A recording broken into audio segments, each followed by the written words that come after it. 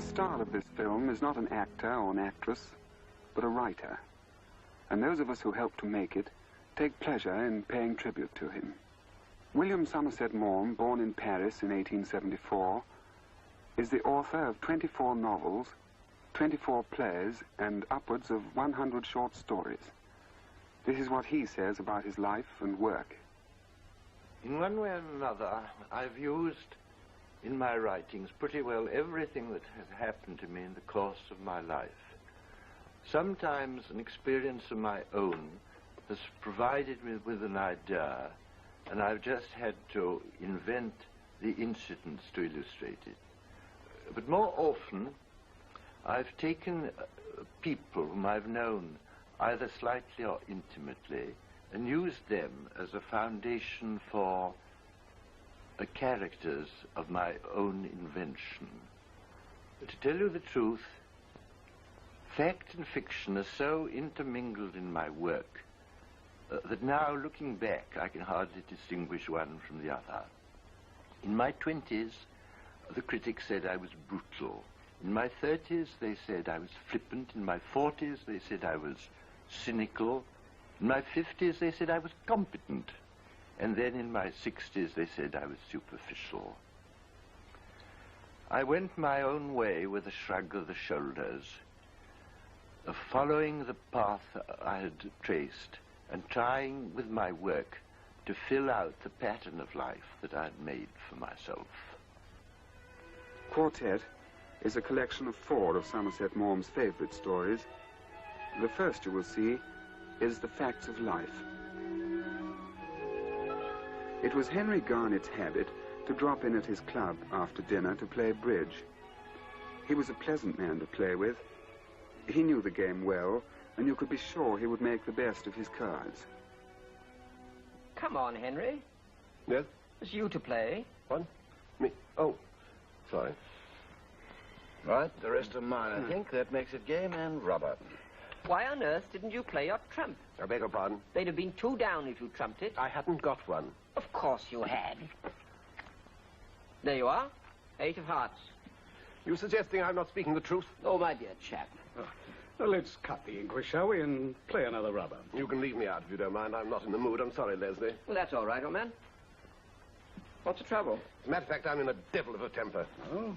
What about? I've had the most upsetting day. Business? No, not exactly. If you don't mind, I'd rather like to tell you, only don't let it go any further. No, of course not. I should hate it to get around the club. Much better get it off your chest. Well, it's about my boy, Nicky. Same again, Walters. I see he did very well in that tournament. Yes. It was tennis that started the whole trouble. My wife and I were down at Wimbledon last month and found ourselves sitting next to old Branksome. I don't know if you know him, but he's the sort of pool bar of tennis up at Cambridge. So naturally, I asked him how my boy was getting on. How's Nicky's game coming along? Not too badly. Any chance of him being chosen for the varsity team? Perhaps. Needs a bit more experience, you know. Yes. Good shot. Why don't you let him come down to Monte Carlo to play in the tournament? Well, hasn't the British team been chosen? Yes, it has. But the man we were relying on has let us down, and Nicky had just about filled the bill. Well, what do you say? Well, I'd rather he didn't, if you don't mind. In the first place, he's not good enough yet. In the second, I don't like the idea of a young boy of 19 traipsing around Monte Carlo with nobody to look after him. Oh, I shall be there. I'm going as a non-playing captain. You'll be too busy to bother about Nicky. Well, just as you said. Oh, well played, sir.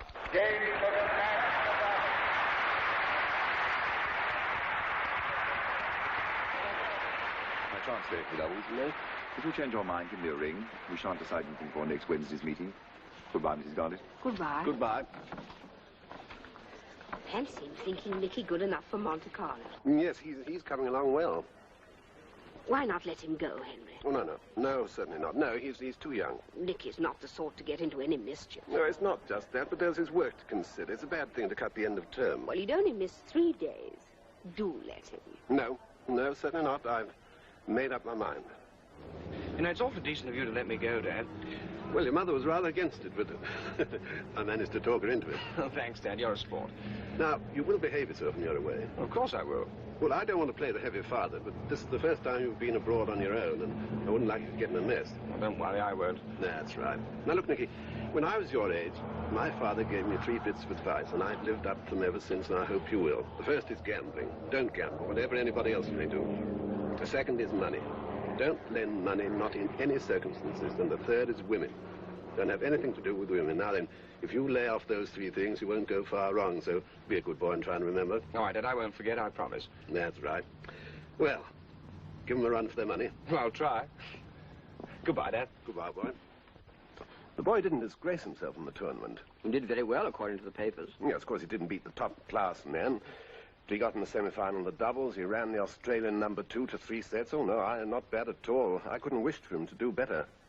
It was after the tournament that the trouble began. There was an official dinner for the players, and after that they all went to the sporting club. Les jeux sont faits. Rien va plus.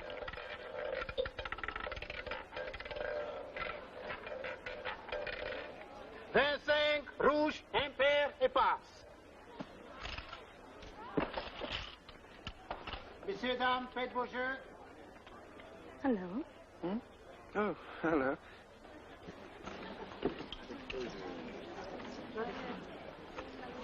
Les jeux sont faits.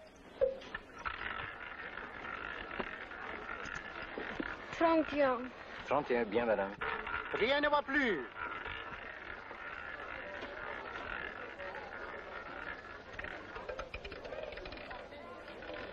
Vin, noir, pair et passe. What's your Nicky? Doing any good? Oh, I haven't been playing. Well, you ought to have one little flutter before you go. Yes, I suppose so. My father wasn't any too keen on my coming here at all. He particularly warned me against gambling. Oh, it's not gambling if you know when to stop. I had to go with 1,000 francs and lost, and that's that.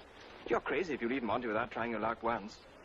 Surely your father wouldn't mind you losing 1,000 francs. It's only just over a quid. Les jeux sont faits. No, I don't suppose he would. After all, I didn't promise him not to gamble. I only promised not to forget his advice. Try number 11. I didn't lost. Maybe it'll win this time. No, I'll try 19. Numéro 36, rouge, pair et passe.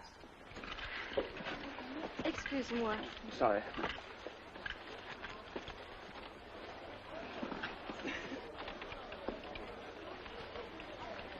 Les jeux sont faits.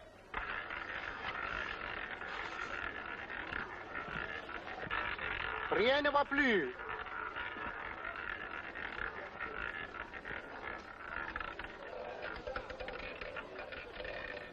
Numéro 19, rouge, impair et passe. It's yours, Nicky. Look at all the chips you've won. Les jeux sont faits. You're like Sin, old boy. Have another go. No, thanks. I'm not going to tempt Providence a second time. Numéro 19. You've won again, young man. No, I haven't. I'm winning on. Yes, you have. Your original stake. They always leave it on unless you ask for it back. Didn't you know that? No. How much is it? Another 35,000 francs. I see. You got enough to buy a motorbike. And your stake. Oh, yes, of course. You are in luck. Yes, I can hardly believe it. It's the first time I've ever played. Oh, that explains it. Would you like to lend me 10,000 francs? I will bring it back to you in half an hour. Oh, all right. Thank you so much. Well, you'll never see that again. No, I don't suppose I shall. How silly of me. My father particularly warned me not to lend anybody any money. However, I've still got 60,000 francs left, and that's 60,000 more than I expected. Beginner's luck, old boy. Well, I'm for bed. Coming? No, I think I'll just take a walk around. I'll be along in a few minutes. Okay. Les jeux sont faits. Rien ne va plus. 20, noir, pair et passe. 95, 100,000 francs, monsieur.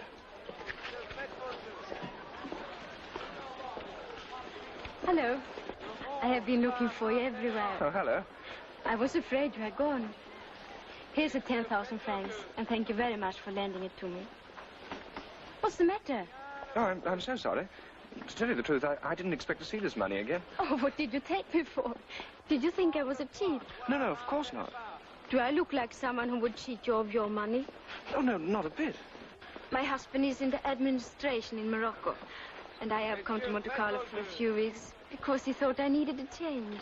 Well, it was awfully good of you to come chasing after me like that, but you shouldn't have bothered, really. I was just going. Already? Yes, I've got to catch a plane for home at 7 o'clock in the morning. Oh, yes, of course. The tournament ended today, didn't it? I saw you play 2 or 3 times. Did you?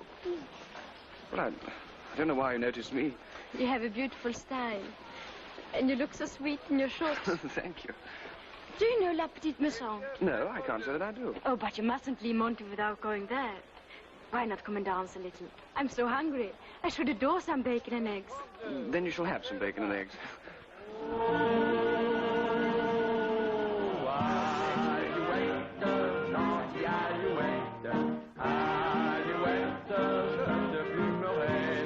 Je te plumerai le nez, et le nez, et la tête, alouette.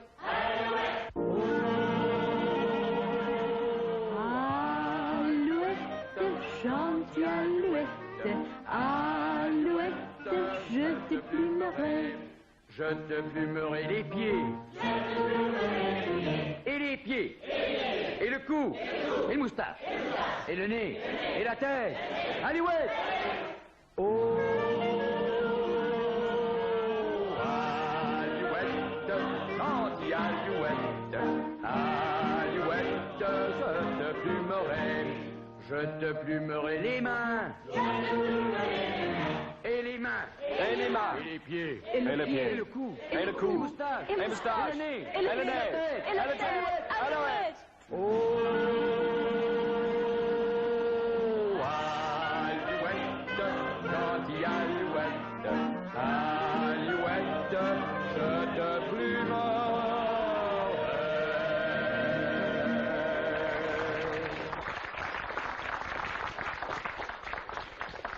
Would you like some champagne? Oh, I would adore champagne. Champagne. But you shouldn't, Nicky. You shouldn't waste your money on me. I'm like a millionaire tonight. How much did you win? Oh, quite a bit. Must have been thrilling seeing your number keep on winning. It wasn't the same number. Oh, no, not all the time. No, I started at 19. Why 19? Oh, because that's my age. But after it won twice, I couldn't reasonably expect it to win again, so I switched to 16. That's my elder sister's age. And that wasn't any good, so then I tried 12. That's my younger sister's age. That wasn't any good either. So then I simply shut my eyes and tried anything. It was 20. My age. Is it? Well, it was lucky. I won everything back and then some more. After that, I had my ups and downs. In the end, my pockets were bulging with chips. I was amazed when that chap started counting out those 5,000 franc notes. How many?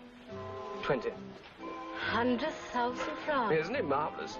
Enough to buy a motorbike with. I've always wanted one. Well, here is to Nicky on his motorbike. Cheers.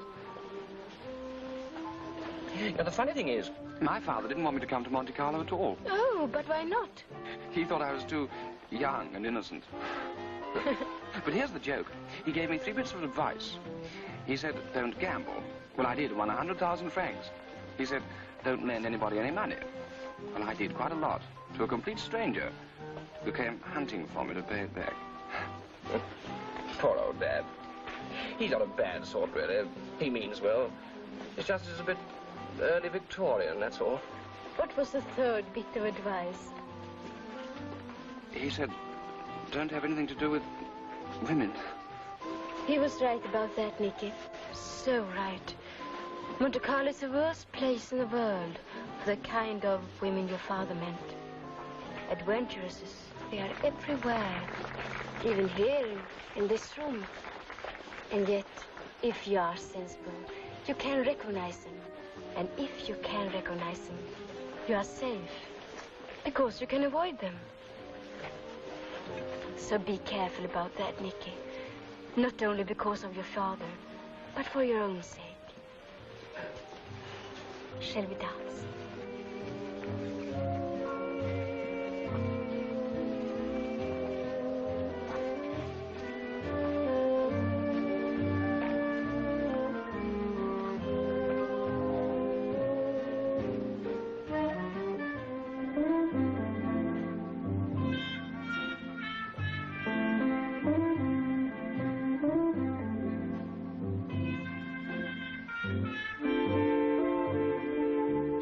Beautifully.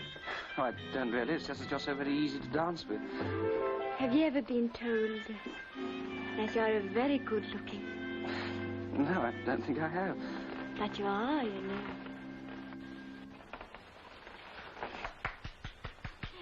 Now it's time for us to go. It's sweet of you to have been so nice to me. I shall write and tell my husband. It will make him jealous. Well, it was nice of you to come. I've loved it. What time do you go tomorrow? Well, my plane leaves at 7. I shall have to be up at 6. 3 hours' time. Where are you staying? A quiet little place, 14 Rue de Lyon. 14 Rue de Lyon. Good night, and thanks awfully. If you like, you can drop me and take you on. Oh, fine, thanks.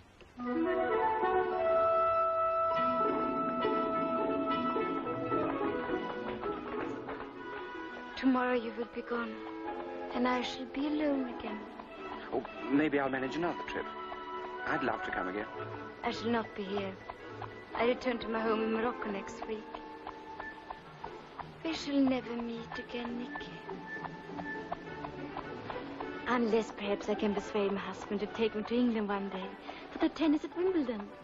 Then we shall see you playing. Oh, I'm not near Wimbledon yet. Oh, but you are, Nicky. They were all saying so today. Everyone sitting near me said how well you played. Well, that's awfully kind of you, but really, it's not quite true.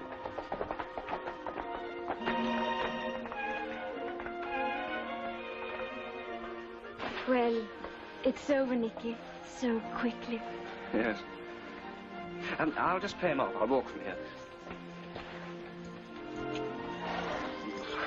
The air will do me good. How far is it to the Hotel Falmouth? The Falmouth? Are you staying there? Why, yes, all the English team are. But, Nicky, it's nearly 3:30. Well, I can get in. But the Falmouth is the sleepiest old hotel in Monte Carlo. All the old English colonels and their wives stay there. Don't tell me, I've seen them. At 12 o'clock it's locked up and everyone is in bed. You will have to ring and knock until you wake up the whole hotel. Oh, well, I'll just have to, that's all. I know a way, Nicky. In the sitting room of my suite there is a couch. You can sleep there and go back to your hotel at 6 o'clock when it's open. Oh, no, I couldn't, really. You cannot sleep on the doorstep for the Falmouth, Nicky.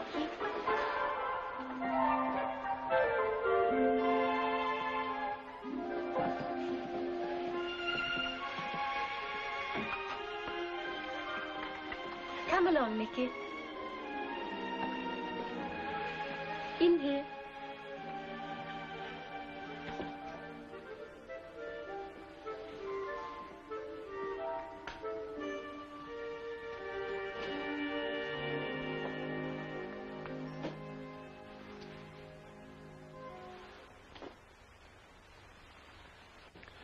Don't worry about making up a bed. A blanket will do. Very well, then.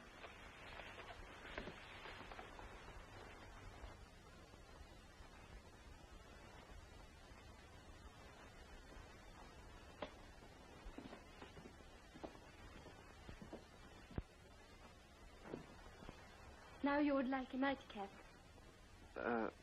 No, thanks. I'll turn in if you don't mind. You are sure you have everything you want? Yes, thanks.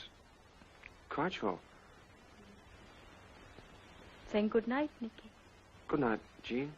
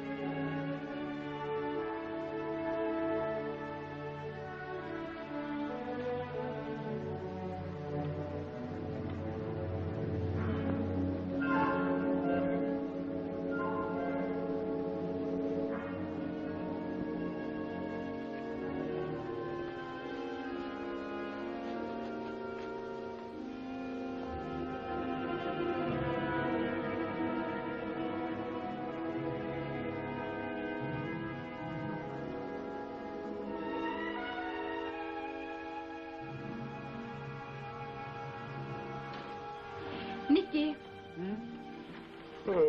Oh, is that you, Jean? Wake up, Sleepy. It's past 6. Your plane leaves at 7, you said. Good Lord, gone 6? Excuse me, but I'll have to rush. I'll make you some coffee. Oh, that's awfully sweet of you, but please don't bother. Oh, it is a little thing in return for the lovely evening. No, really, I haven't got time. Did you sleep well? Like a log.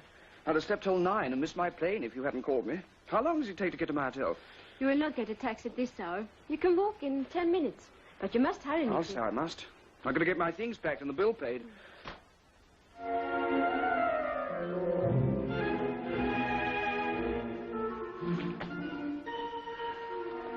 Good Lord, my precious note case and all those lovely banknotes. Mustn't lose that. Oh, you silly boy. As if I would not have sent it to you. Pity I've got to rush off like this. I said, thanks awfully for letting me have the room. Oh, Nicky, I will not forget that lovely evening you gave me. You are a sweet little boy and a wonderful friend. Kiss me before you go. Bon voyage, mon chéri. Good luck.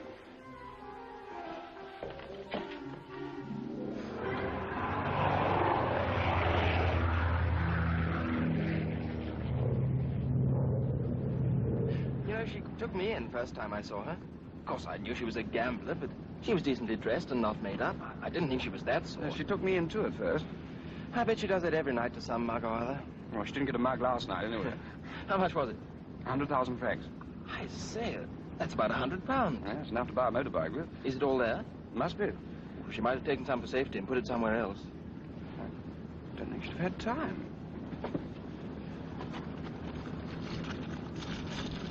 25,000. 50,000. 75,000.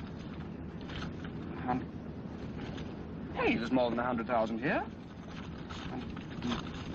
125,000. 100. Oh, blow me down. You know what? That flower pot was her money box. You've got all her loot as well. Darn nearly enough to buy a car. What infuriated me was the boy so damn pleased with himself. He looked at me with those great, big, innocent eyes of his and said, "You know, Father, I think there's something wrong with that advice of yours." It's all very well for you to laugh, but that boy respected me. He looked up to me. He took everything I said as gospel truth. Now he looks at me as if I was a driveling old fool. Well, you do look a bit of a damn fool, old man. There's no denying it, is there? He doesn't realize that it was a fluke. He thinks it's his own cleverness. It might ruin him. Now, you're men of the world. What am I going to do? Well, if you take my advice, he'll have another drink and forget all about it. It's my opinion the boy is born lucky. And in the long run, that's better than being born clever or rich. He'll be all right, you mark my word. If you don't mind me saying so, the mistake you made in the first place was to let him learn tennis. A thing like that would never happen to a cricketer. The alien corn. The celebrations at Tilby of George Bland's 21st birthday were conducted in accordance with the usage of English county families. There was a dance in marquees on the lawn for the tenants, and a dinner party and a ball for the gentry. Since I was not there, I only know from hearsay what happened when the birthday celebrations were over. Hello, not in bed yet? No. Well, I just came in to say good night. Beautiful night, too, isn't it? Now, I've never seen the place looking lovelier. 7 generations from father to son. That's something, isn't it? Yes. You must have a talk about your future one of these days. Yes, I'd like to. You know, you're a lucky young devil. Not many young fellows of your age are in a position to choose practically any career they want to. Your last year at Oxford, then the diplomatic corps, if you like, or the House of Commons, if you have a mind for politics. Of course, your mother would like to see you in the Grenadier Guards, I know. And your uncle would like you in the city with him. As a matter of fact, Father, I've been thinking about this pretty carefully recently, and I've finally made up my mind what I want to be. Oh, what's that? A pianist. What? I want to play the piano. Well, of course, you can play the piano any time you like. I was talking about your career. That's what I meant. I want to be a professional pianist. Well, you know, I've loved it ever since I was a small boy. Oh, sometimes I've given it up when something new came along, but I always went back to it. And, you know, even at Oxford, I practiced sometimes all through the night. Now I know quite definitely that that's what I want to give my life to. George, I don't think I quite understand. I used to be fond of fishing when I was a boy. I didn't become a professional fisherman. I didn't give my life to it. Fishing and music aren't quite the same thing, Father. I mean, you know, music is an art. Well, fishing's an art, too, if it comes to that. But how can you give your life to music? You can't play the piano all day. You'd drive everybody crazy. When you love music as much as I do, you have to give your life to it. Look, George, I shouldn't have brought up the subject of your future this time of night. We're both too tired to think sensibly. Let's talk about it in the morning, shall we? Well, I'm awfully glad you did bring it up, because I want to talk about it. I mean, being tired doesn't make any difference. No, not now. Some other time. Tomorrow. Night, old chap. Good night, Father.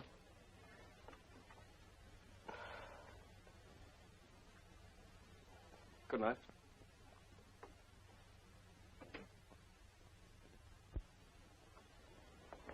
Thank you.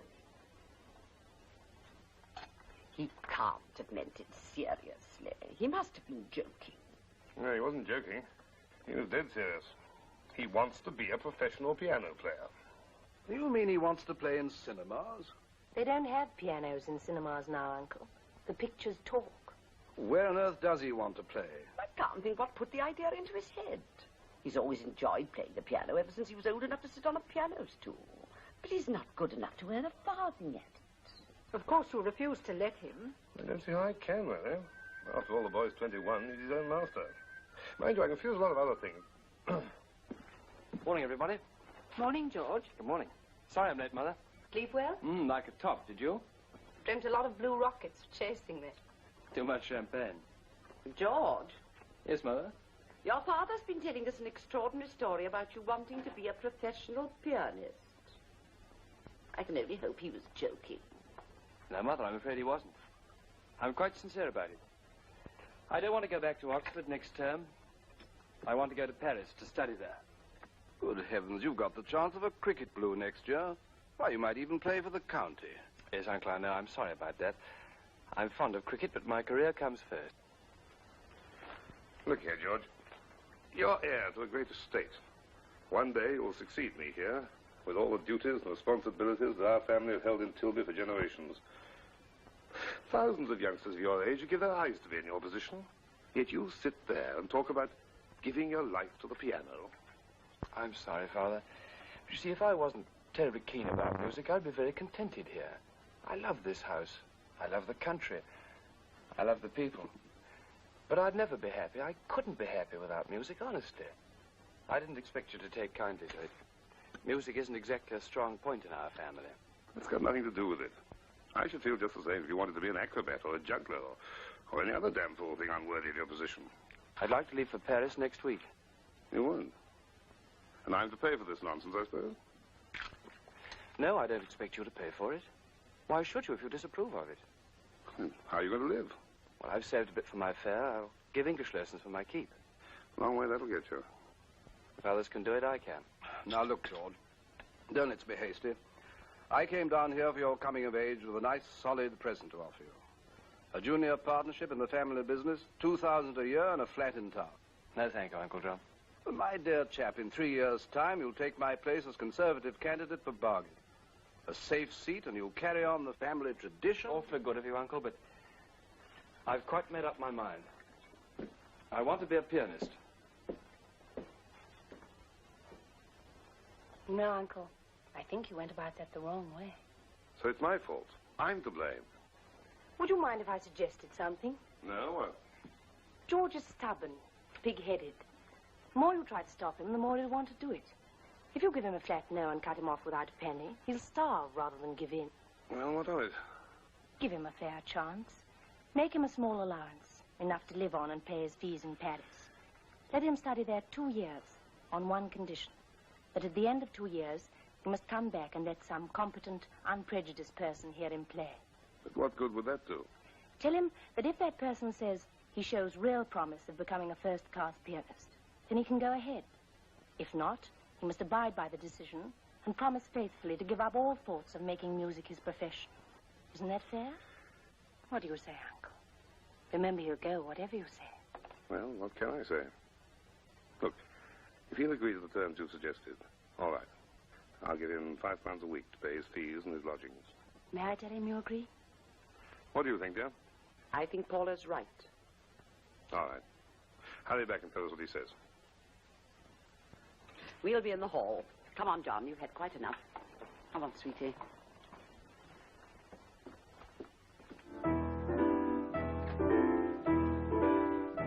George, I want to talk to you. It's no good, Paula. I've made up my mind. I know, but I persuaded your father to let you go. You what? He agrees to your going to Paris for 2 years, and he'll make you a small allowance.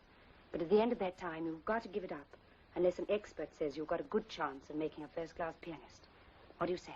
I say yes, of course. You're very sure of yourself? Well, I know I can do it. All right, I tell your father then. Paula, you've been absolutely wonderful. Thanks. Is that the best you can do? I'm sorry. Don't be silly. I know you're not in the mood. George, there's no room for anything else in your life, but music, is there? Well, at the moment, should I... All right. You needn't answer that one. Paula, I'm terribly fond of you. I'm not fond of you. I happen to love you. But I'll probably get over it.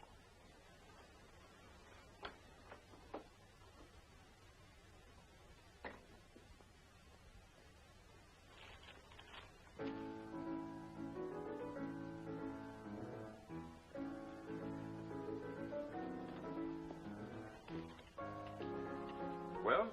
It's all right. You needn't disown him. He agrees to everything. 2 years in Paris, then an agreed judge to give the verdict. But it's definite he gives up this piano nonsense if the verdict goes against him. Yes. Good. When's he start? Tomorrow morning.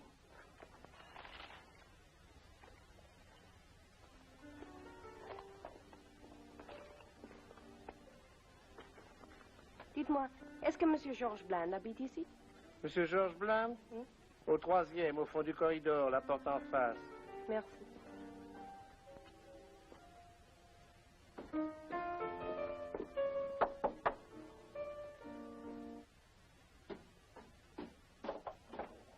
Hello, George. How are you? Hello, Paula. Come along in.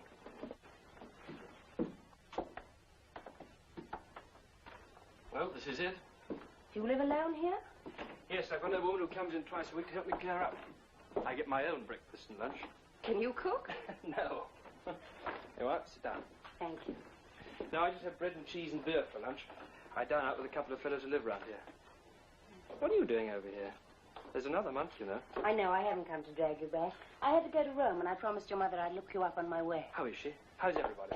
All right. They miss you, naturally. I think they rather expected you to throw it up in a month or so. Good Lord, no, it's hard work, but I love it. You got a good teacher?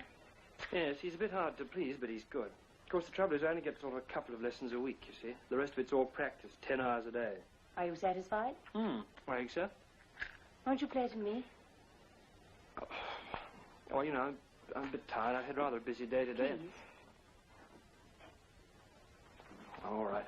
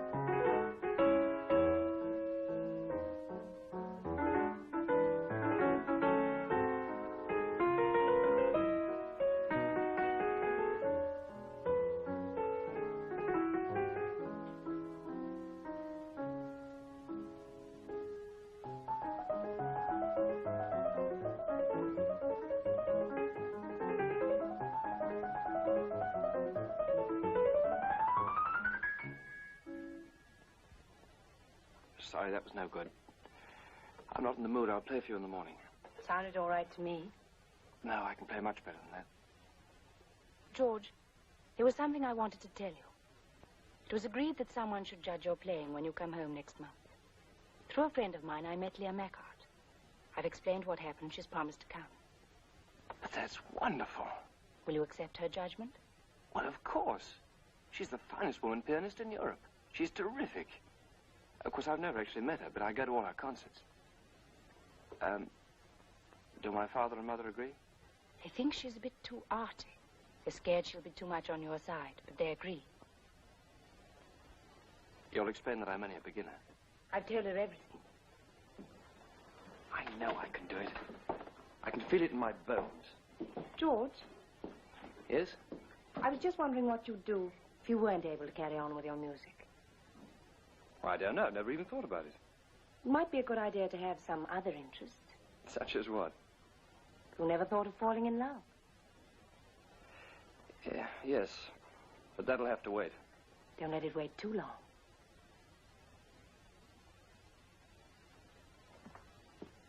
Hello. Paul, I'm so glad you've come. Is the great lady here yet? Not yet. George has driven to the station to meet her. I didn't want him to. Why not? Well, a boy can be very charming when he wants to be too charming. I'm so afraid he'll persuade her to think he's a genius. Oh, I think she'll be fair. I do hope she thinks he's no good. It'll be such a relief to all of us. I'm afraid it'll be a terrible disappointment to him. Well, life's full of disappointments. One just learns to put up with them.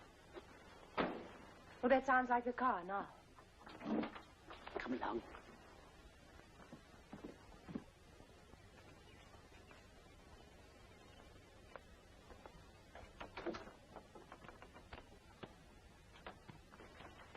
Ah, here's my mother now. Mother, this is Leah Market. How do you do? How do you do? And Paul, you know? Yes, of course. And this is my father. How do you do? How do you do? It was good of you to come. I was glad to. I'm always glad to help those who wish to play. You must find us a little odd. Not at all. You see, it seemed the only fair way. I mean, if he's any good, we can't stand in his way. And if not, well, it's better to be a first-class plumber than a second-class pianist. Much better. I was telling him in the car, he must be prepared for at least another 5 or 6 years' study. As much as that? Oh, yes. Madame Mackart suggests I go to Rome and study under her master. Ah, that's provided you're good enough, of course. Of course. Would you like some tea, madame? No, thank you. It's not one of my bad habits. A little drink, perhaps. No, I have a concert tonight, so I cannot stay as long as I should wish. Well, then we better go in at once.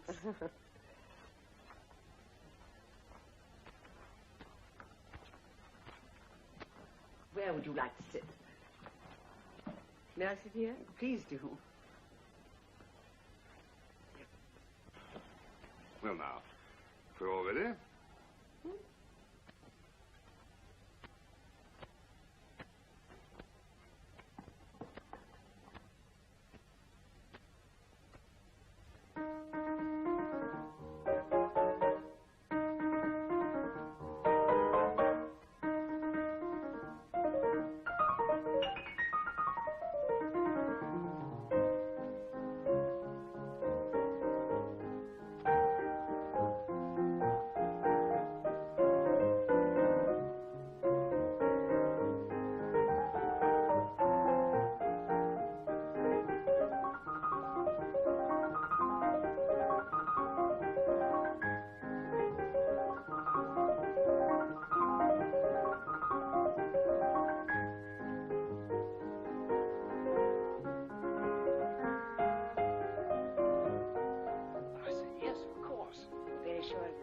Well, I know I can do it.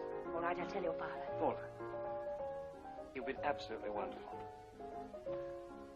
Thanks. Is that the best you can do? Sorry. Don't be silly. I know you're not in the mood. Sorry, that was no good. I'm not in the mood. I'll play for you in the morning. Sounded all right to me. No, I can play much better than that. George, Yes? I was just wondering what you'd do if you weren't able to carry on with your music. I don't know. Never even thought about it. It might be a good idea to have some other interest. Such as what? You never thought of falling in love? Yeah, yes. But that'll have to wait. Don't let it wait too long.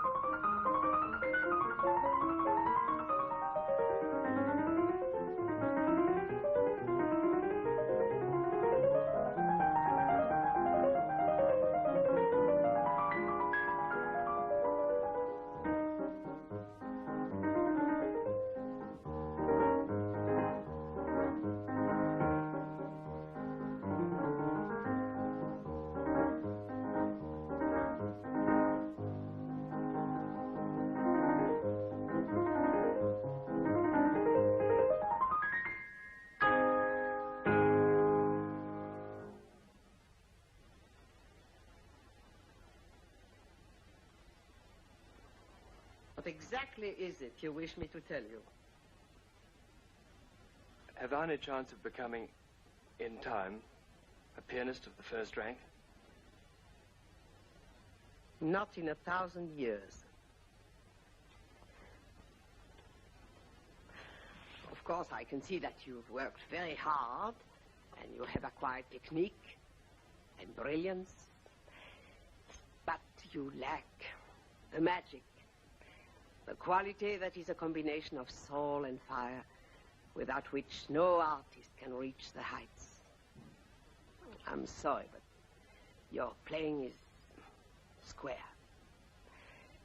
If I thought you had in you the makings of an artist, I shouldn't hesitate to beseech you to give up everything for art's sake. Art is the only thing that matters. In comparison with art, wealth, rank, power aren't worth that. But don't think your work has been wasted.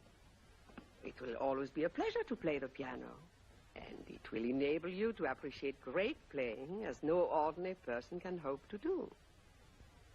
I don't think that you can ever hope to be anything more than a very competent amateur. And I don't need to tell you that in art, the difference between the amateur and the professional is immeasurable. But don't take my opinion alone. After all, I'm not infallible. Ask someone else. That won't be necessary. I'm quite content to accept your verdict. It was very good of you to come down to judge me, especially while you're so busy. Would you do one more thing for me before you go? What is it? Would you play to me?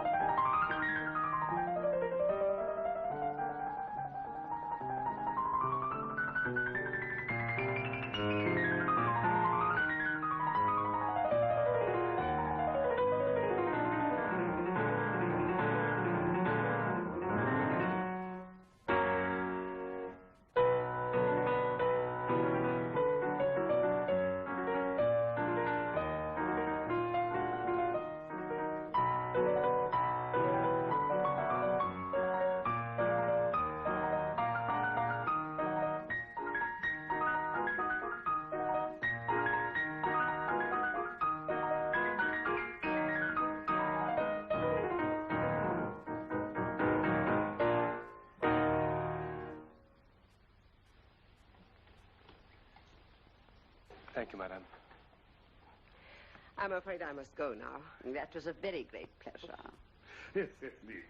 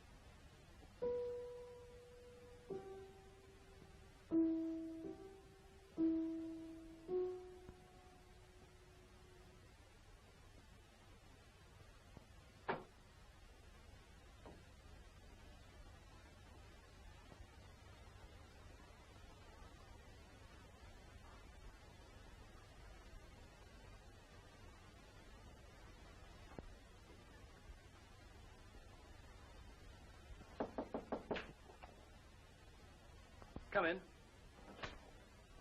Hello. George. It's all right. Don't get any ideas into your head. I'm cleaning it. If I've got to become a country gentleman, I might as well get some practice in. The others have gone over to the cricket. Won't you come? No, I don't think I will, thanks. We shouldn't be indoors on a lovely day like this.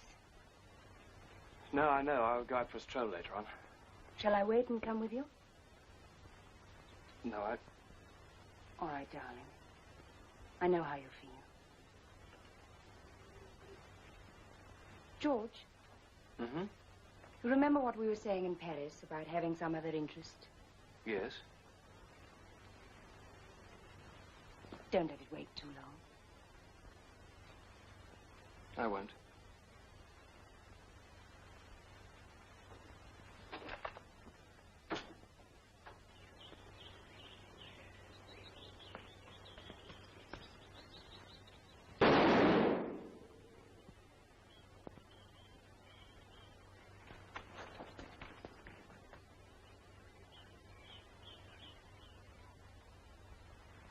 As I told you at the opening of this inquiry, a majority verdict is sufficient from you. Now, you've heard all the evidence. If you wish to retire to consider your verdict, you may do so.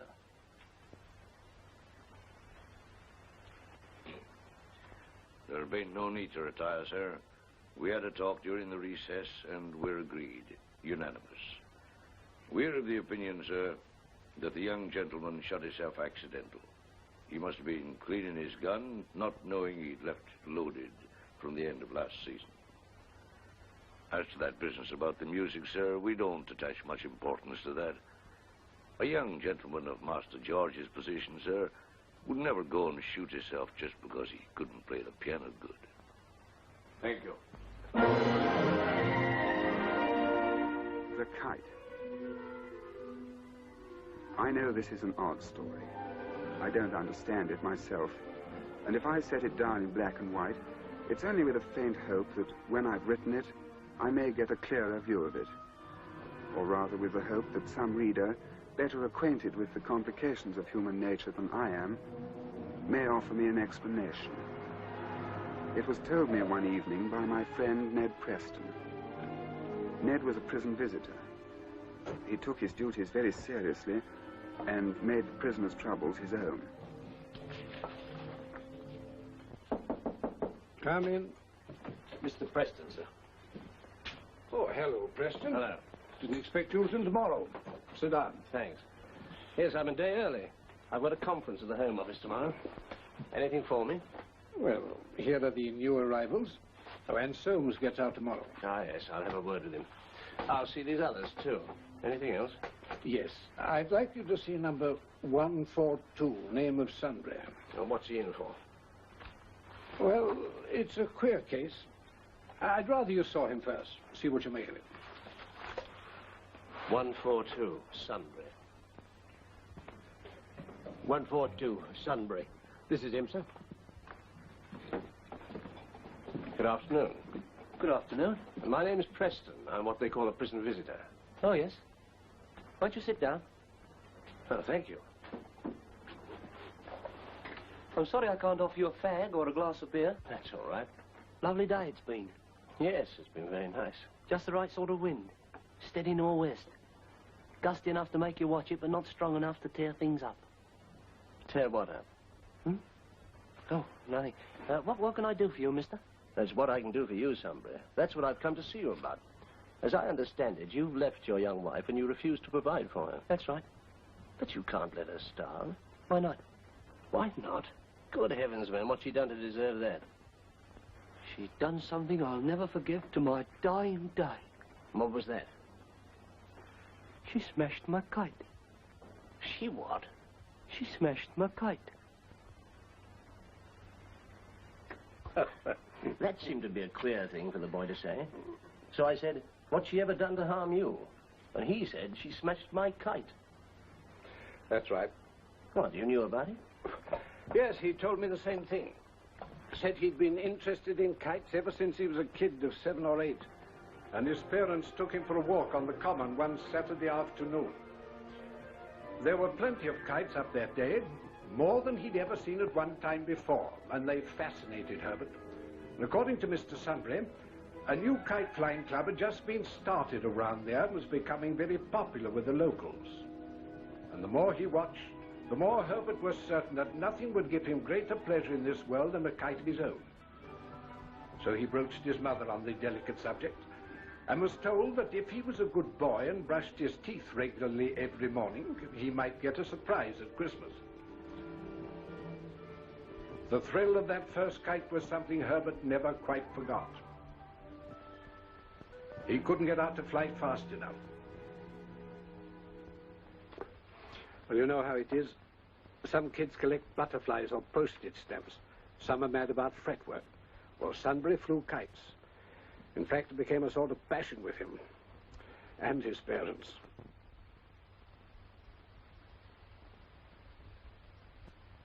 Herbert, aren't you going to come and have your tea? Eh? Oh, yes. Sorry, Mum. What are you doing? I'm designing a new kite. Designing one? Show us.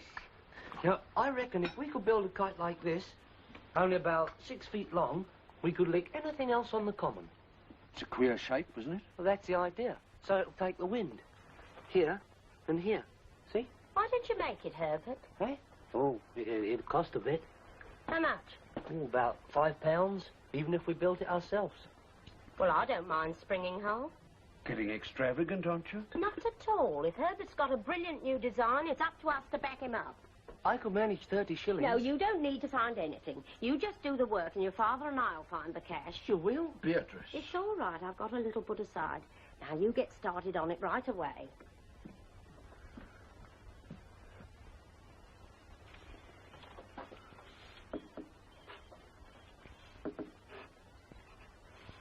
Tea's ready. All right, Mum, just coming. How's it going on? Pretty well. We've just finished the first drawing. We'll be able to start construction next week. Well, you better come and have your tea now. Righto, Mum. Oh, Mum, I've asked a young lady to tea tomorrow. Is that all right? You've done what? I've asked a young lady to tea. Who is she? Her name's Baker, Betty Baker. I met her at the pictures. She was sitting next to me. She dropped her bag and I picked it up and she said thank you, so naturally we got talking. And you fell for an old trick like that? Dropped her bag, indeed. Oh, no, you're mistaken, Mum. She's a nice girl, really she is. Well, when did all this happen? About 3 months ago. Oh, you met her 3 months ago and asked her to tea tomorrow. Oh, I've seen her since, of course. See, on that day, I asked her if she'd come to the pictures with me on the Tuesday, and she said she didn't know. Perhaps she would, and perhaps she wouldn't. But she came all right. Of course she did. I could have told you that. Oh, look, Mum, I don't want to force her on you. If you don't want her to come to tea, I can tell her you don't feel very well and take her somewhere else. You do as you please. I've no patience with you. What's the matter with her? She'll be all right when she gets used to the idea. She doesn't like strangers, that's all.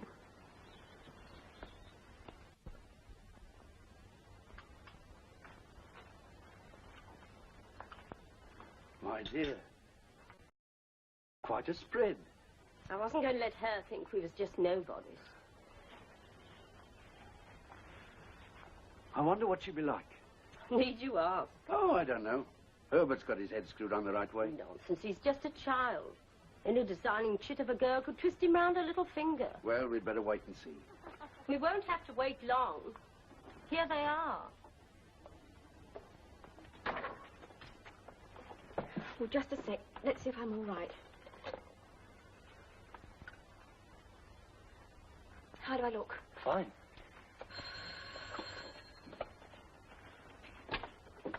This is Betty, Dad. Pleased to meet you, Betty. Come inside.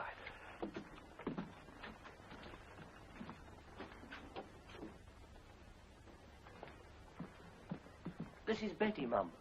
Miss Baker, I presume. That's right. But you can call me Betty. I think the acquaintance is a little short for that. Won't you sit down, Miss Baker? Thank you. Samuel, dear, will you ask Miss Baker if she'll have some bread and butter or a piece of cake? Both, Miss Baker. I like to see people eat hearty. Tea, Miss Baker? Thank you. Milk and sugar? Yes, please. 2 lumps? Thank you. Thank you, dear. Oh! Oh, I am sorry. No, it doesn't matter at all. I'll give you another piece. Don't bother, please. Sure the floor's quite clean. I should hope so. But I wouldn't dream of letting you have some cake that's been on the floor. I don't really want any more. Really, I don't. I'm sorry you don't like my cake. It tastes all right to me. Oh, it isn't that. It's just that I'm not hungry. I never have a big tea. I'm down for a fag, Bert. A cigarette for Miss Baker, Herbert. We prefer to call our son Herbert, Miss Baker. I know. When he told me his name was Herbert, I nearly burst out laughing. Fancy calling anybody Herbert. Proper scream, I call it. I think it's a very nice name, but of course it all depends on what class of people one is. If you see what I mean.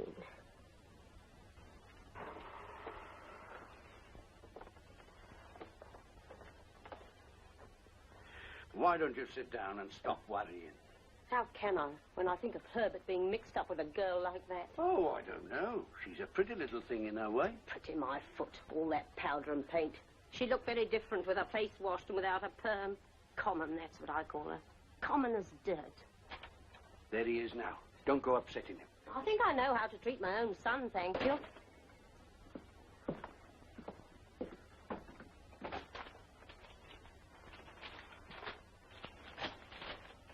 Well, what's the matter with you?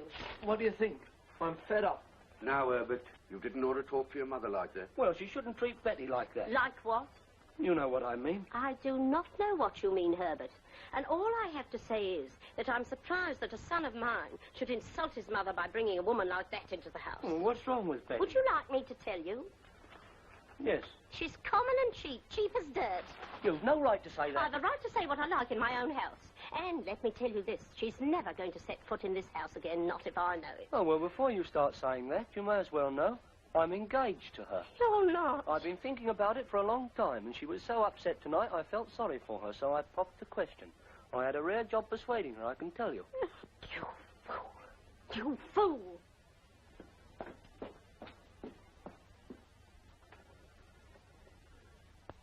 Herbert? 20 past. Just coming. You'll miss your train. Wish I could get Saturday mornings off. You will when you're my age. You off, Herbert? Yes, Mum. I'll make dinner 1:30, then we can have a nice afternoon's flying. Oh, I forgot to tell you, I shan't be coming this afternoon. Why not, Herbert? I'm going to see the rooms. What rooms? For Betty and me. What do you want rooms for until you're married? Oh, we're getting married the week after next. I found a half a house in Dabney Street, and I'm furnishing it out of my post office savings money. Oh, no, Herbert, oh, no. Oh, come on, Mum, don't take it so hard. Things will never be the same again. Of course they will. You'll like Betty once you get to know her. She's a nice girl, really she is. You must just give her a chance. We can still go on flying our kite on Saturday afternoons, just like we always did. Well, Betty can't see anything in kite flying yet, but she'll come round to it. Even if she doesn't, I'll come.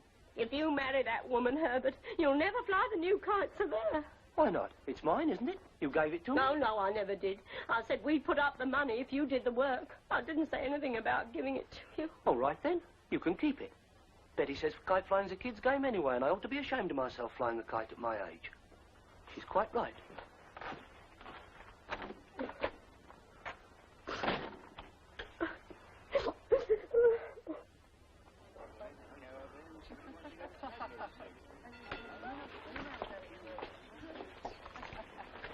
Hello, Dad.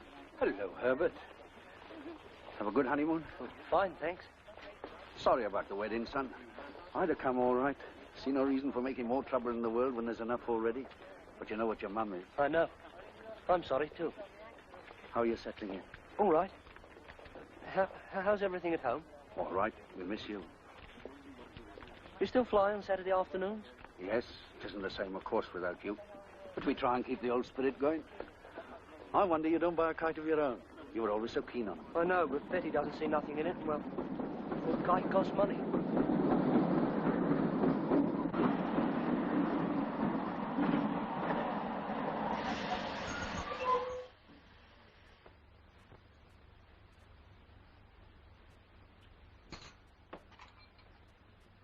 Shan't be long, Betty.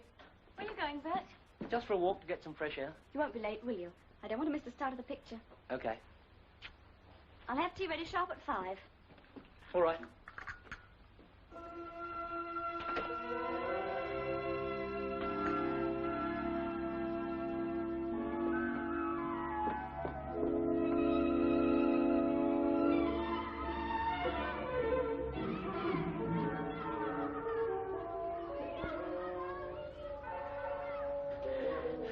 It's no good. I'll never get it to fly. Have just one more try. I can't. I'm puffed out. We need Herbert on a job like this. I say, don't look now. Pretend you're packing up the kite, but do you see what I see? Where? Over there, under the trees. It's Herbert. Yes, pretend you haven't seen him for the moment. What's the idea? Try the kite once more. And this time, see you end up over there by the trees. It's no good. It won't work. We can but try. I tell you, I'm puffed out. Do you want me to do it? No, of course not. I'll manage.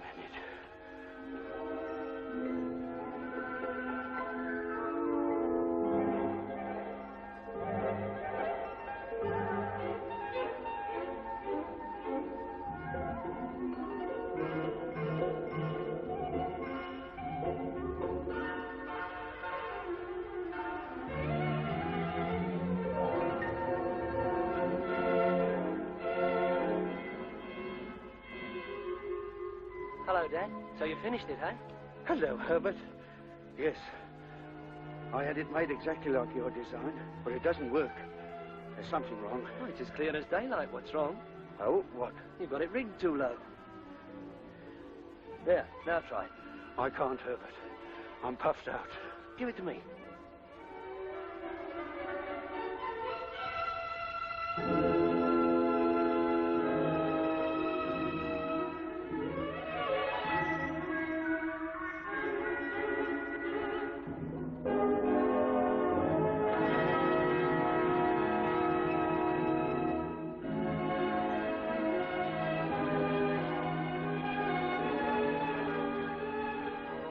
It's up after all.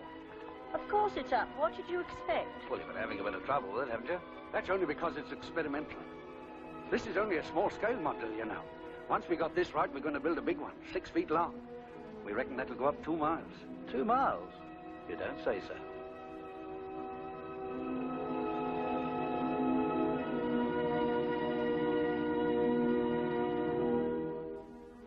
It'll be a huge thing, you know. You won't be able to fly it yourselves. We never thought of flying it ourselves. You'll have to lend a hand, Herbert, at least until it's proved itself. I'll tell you what I'll do. I'll lengthen it just here, see? And lighten it just there. Where's that other drawing, Dad? Here. Wait a minute, I'll put the light on. It's getting a bit dark. Hey, what's the time? It's after 7. Hey? Oh, gosh, I can't stop now. I'll come and talk to you about it next week. But Herbert... Sorry, Dad, I'll have to go. Goodbye.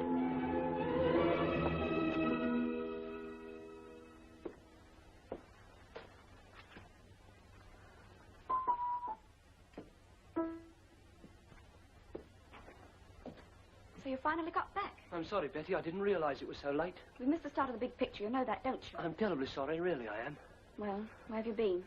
No, I just met some fellas and we got talking. What fellows? Oh, just some chaps I know.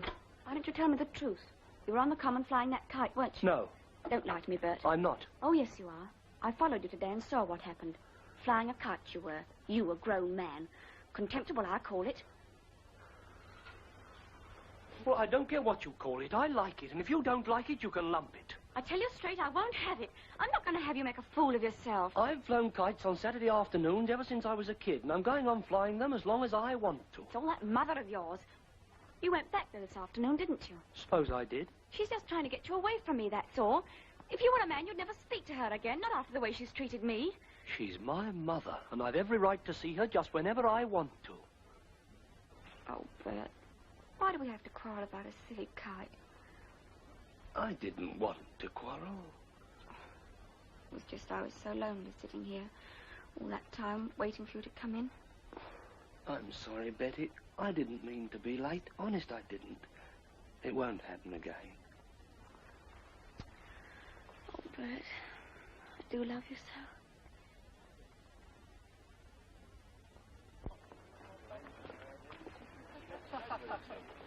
Hello, Herbert. Hello, Dad. Haven't seen you lately. No. Lovely flying weather we've had these last 2 Saturdays. We looked out for you. I took Betty to the pictures.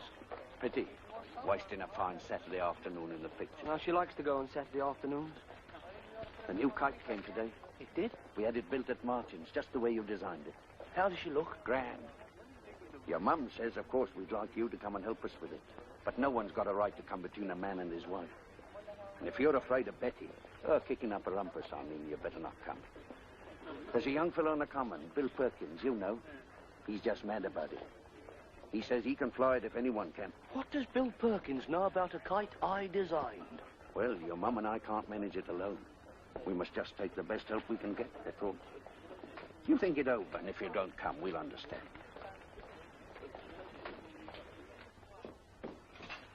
Well, what would you like to see? There's Margaret Lockwood at the Palace and John Mills at the Majestic. Look, Betty, couldn't we go to the second show after tea about 6? Why? Well, it's a lovely day.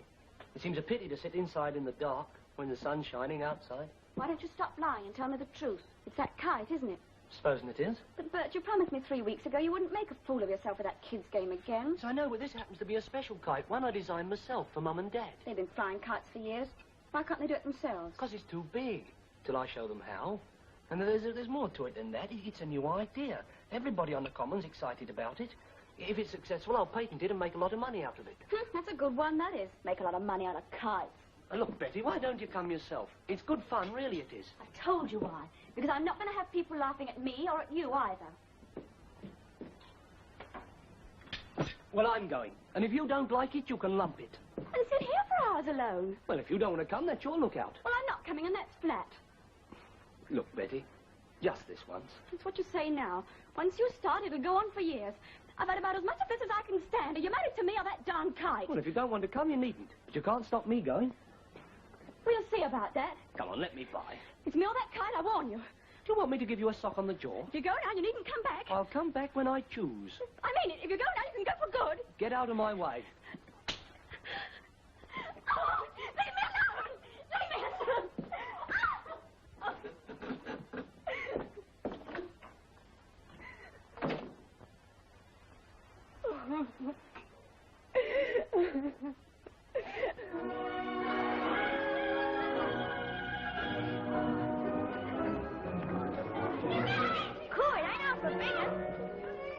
Hey, Ginger, come and have a look at this whopper. How are you going to get it out? It'll fly all right. You wait. Well, come on, let's see it. When my son comes, here he is now. My son Herbert designed it. Come on, Herbert. It's all ready. Dad, Mum.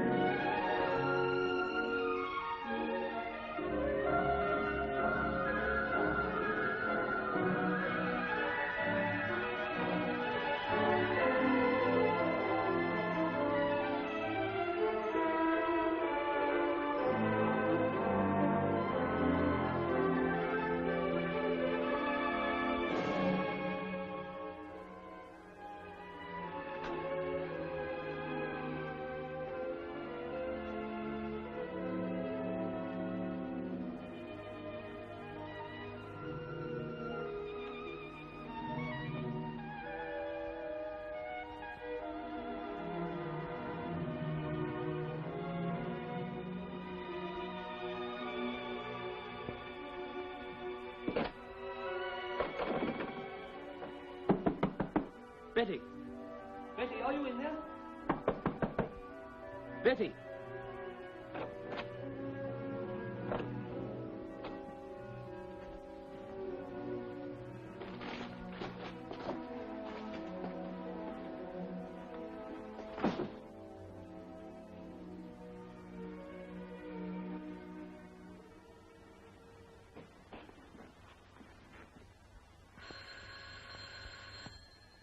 Samuel. I'll answer it.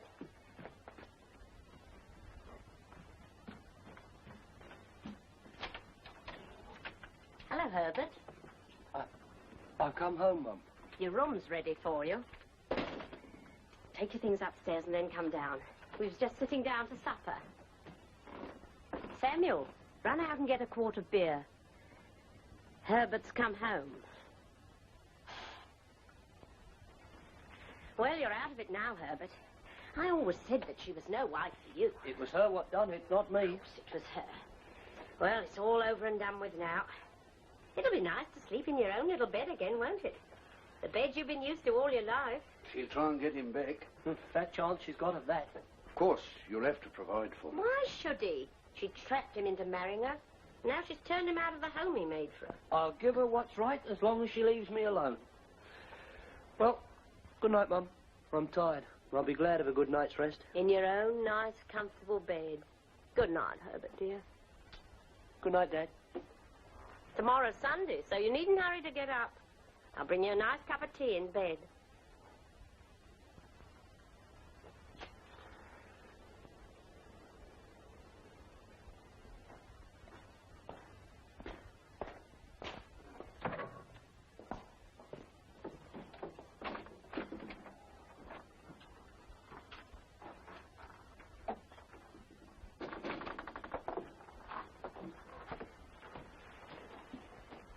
Hello, Mum. Hello, dear. Evening paper? Oh, what a lovely smell of toast. It's buns. Oh, it reminds me of them old days, coming home from school and smelling toasted buns. The old days are back again, Herbert. Do you know what? It took me a week to get your clothes brushed and your socks mended. Oh, they wear in state. Now, you take your boots off, dear, and put your slippers on. I'll get your tea. No, I've got to go down to the post office before it shuts. I've just got time for a cup of tea. What are you going to the post office for? Oh, well, it's payday, and Betty knows. I must send her something. Why should you? She's young and healthy. Let her go out and earn her own living. She threw you out. She can't expect you to work for her after that. He's got to do the right thing, Beatrice, whether it's due to her or not. We talked it over in the train, and I think he ought to send her, say, 35 shillings a week. That's her. Leave it to me. I'll see to her.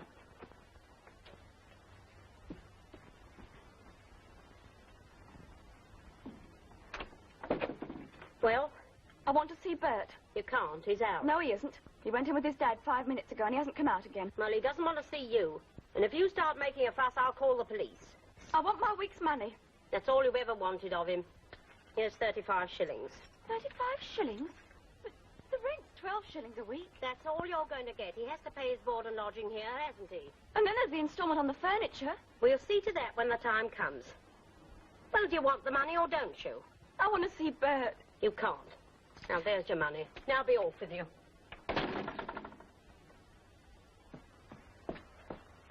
I settled her hash all right. Leave it alone. Don't answer. And don't let them buns get cold.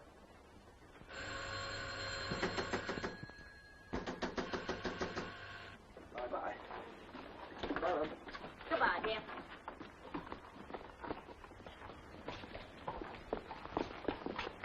Hello, Bert. Hello. I want to talk to my husband alone, Mr. Sunbury. There's nothing you have to say to me that my dad can't hear. All right, then. I want you to come back home, Bert. I didn't mean it that night when I packed your bag. I only did it to frighten you. I was in a temper. I'm sorry for what I did. Oh, it's all so silly quarreling about a kite. Well, I'm not coming back, see? When you turned me out, you did me the best turn you could have done me. Oh, Bert. You got my letter, didn't you? So long as you stay away from me, I'll send you a 35-shilling postal order every Friday night, and I'll pay the instalments on the furniture as they become due. It's a darn sight fairer than you deserve. Now, I've got my train to catch. But I love you, Bert. If you want to fly a silly old kite, you can fly it. I don't care, just as long as you come back. No, thanks. I know when I'm well off, and I've had enough of marriage to last me a lifetime.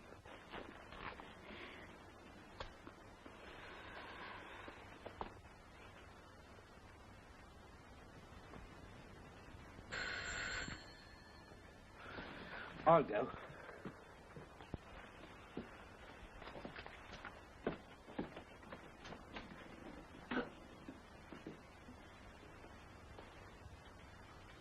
Yes? Oh, good evening. I'm from the Advertiser. Could I speak to Mr. Sunbury? I am Mr. Sunbury. Mr. Herbert Sunbury? No, that's my son. What do you want with him? Oh, well, my editor wants me to write a piece about his kite. I gather it's something quite new, isn't that right? Just a minute. I'll call him. Good, thanks so much. Herbert, there's a reporter here wants to talk to you about your kite. Oh, good evening. I'm sorry to trouble you, but my editor wants a few details about your new kite. It's no trouble. We've had a report that it's something rather special. It is. Good. Now, tell me, how is it different from any other kite? It's the design. The design? Oh, yes, of course. But, well, could I see it? Yes, if you like. I'll go and get it. Thanks. Won't you step inside for a minute? Oh, thank you very much.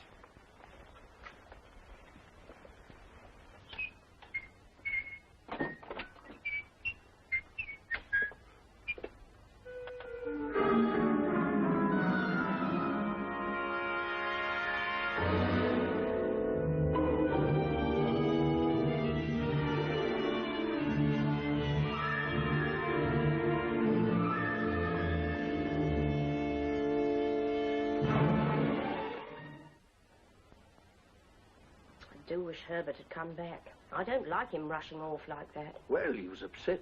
Wouldn't you have been? I only hope he doesn't do her a mischief. We don't even know it was her. Well, who else could it be? She must have watched me going out shopping and then slipped in the sideway.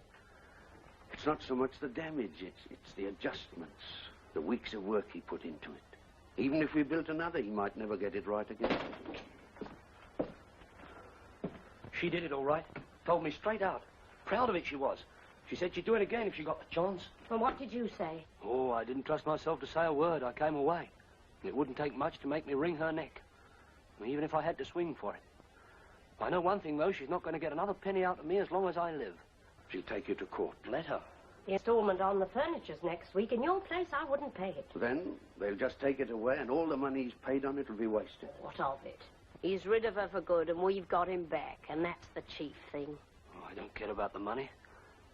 But I'd give all I've got to see her face when they come to take away the furniture. It meant a lot to her, that did. Oh, and that piano. Oh, she fair loved that piano. Well, of course, he didn't pay the installment and he didn't pay her. And when the magistrate made an order, he didn't pay that either. So eventually, he landed up here. Well, I've talked to him, but I just can't get anywhere. What do you make of him? What's the girl like? Do you know? Not bad at all. I've seen her. No, there's nothing wrong with her, except that she's jealous of his kite. It must be something about kite flying. Something too deep for us poor laymen to understand. Yes, maybe. So for the life of me, I can't see why. Oh, I don't know. Perhaps it gives him a sense of power to watch the thing he's made soaring up into the clouds. Or maybe in some queer way he identifies himself with the kite. You know, escaping from the restrictions of life on Earth. Well, that's a bit fanciful, isn't it? Well, people are fanciful, much more than you'd think. But anyway, I can tell you this. To him, his kite represents an ideal of some kind. When once a man gets bitten by an ideal, not all the king's doctors nor all the king's surgeons can do anything to cure him of it. Then what are you going to do about it? Nothing. That's the end of the story, as Ned Preston told it to me. And I never knew what happened to Herbert and Betty. Perhaps it was something like this.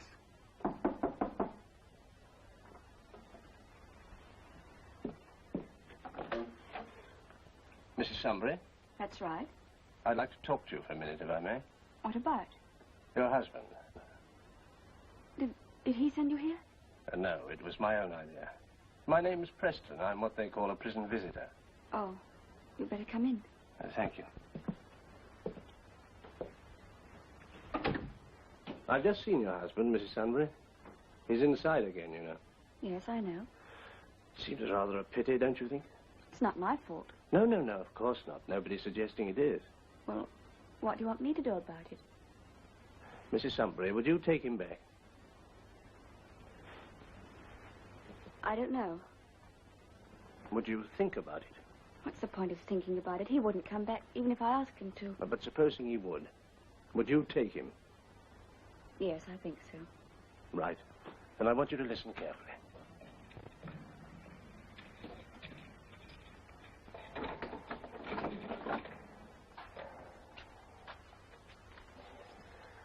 Come on, young fellow, my lad. Come on, where? You're going out. Well, I'm not due out till tomorrow. It's no good arguing. The governor says you're going out this afternoon, so out you go. All right. Well, don't you want to go out? Not much. You're a queer one, you are. Well, what's the good? I'll only be back again next week.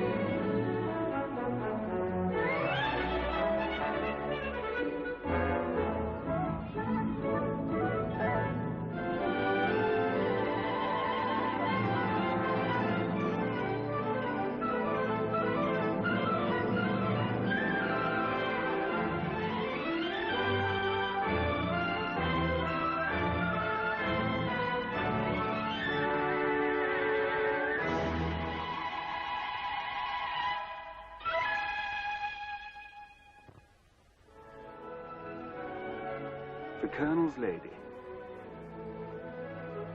The Peregrines were having breakfast. Though they were alone and the table was long, they sat at opposite ends of it. George Peregrine was, as usual, comfortably absorbed in his Times when the butler brought in the Morning Post. Oh, tell Summers I shall want the car at 11. I'm going to the agricultural show. Yes, sir. Oh, let me open it for you. You know I hate to see people cut string.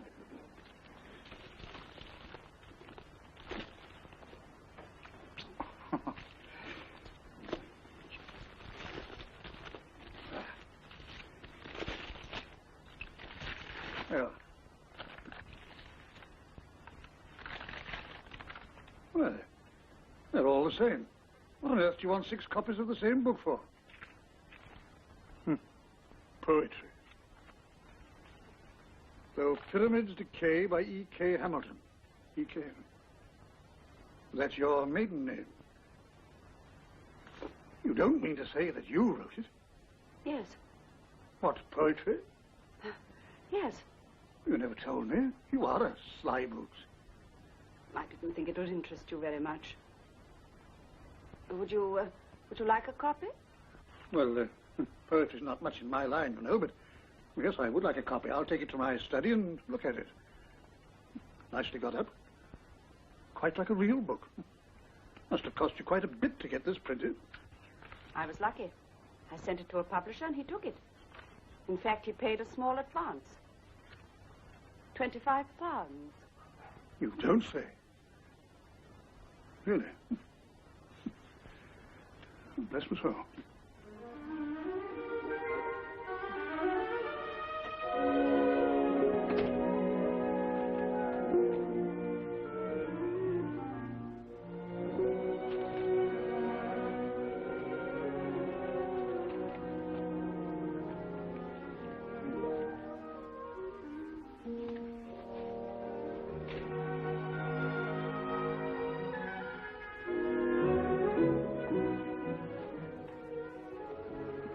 Mr. Bannock to see you, sir?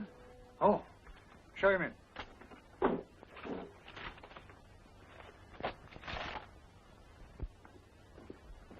Oh, good morning, Bannock. Good morning, Colonel. I got those forms for your new barn. There are some details you'll have to fill in. I put pencil crosses against the questions that you must answer. Thank you, sir. Have you got time to look at that bull, sir? Well, not today, I'm afraid. I've got to be at the agricultural show at 11:30, and it's the county committee this afternoon. Well, if you're going by the lane, sir, it'll only take 5 minutes. Oh, all right. We'll have a look in on the way to the show. I'll have to be quick. Thank you, sir. Come along.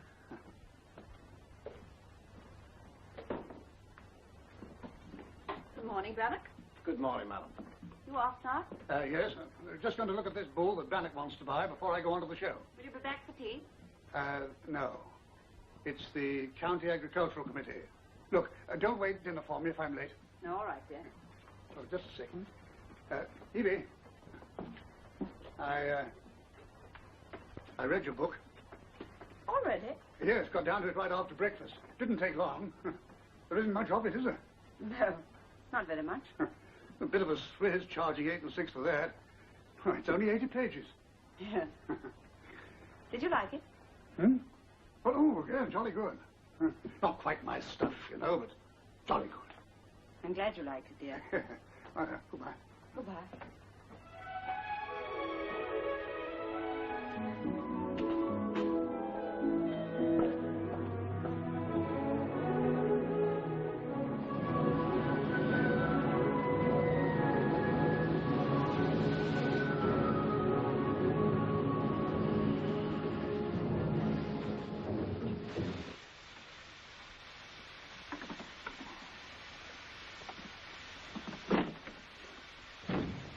George, how are you? Oh, I'm very well, thanks. We were only talking about you this morning. Or rather, about your wife. My wife? Yes. By Jove, what a success. I've never read such notices for a book of poetry. Didn't know you read poetry. No, I don't myself. My wife does. She belongs to one of those book societies and gets all the new stuff. Thanks. She got your wife's yesterday. Read it in a sitting, said it was magnificent, but, well, hardly suitable for children, if you know what I mean. What the devil do you mean, sir? Well, what do you think about it yourself? How do you know my wife wrote it anyway? Girl in Boots' library told my missus last week. It's in the Telegraph today. I've just read it. Yes, here it is. The name of Catherine Hamilton conceals the identity of Mrs. George Peregrine of the Manor House, Langley, Warwickshire. She is the daughter of the late General Sir Richard Hamilton, who will be remembered for his gallant defense of Noreen in the Second Afghan War. Not a mention of you, old boy. Seriously, what do you think of the book? Well... Do you know, I don't believe you've read it. If you were chairman of 7 committees, president of 3 clubs, and goodness knows what else, you'd know why I don't get time for poetry.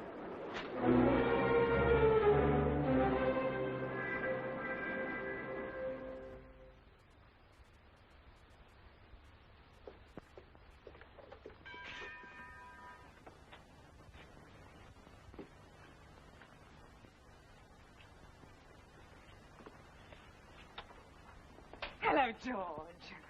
Hello, my dear. I began to think you weren't coming. I'm sorry, Daphne.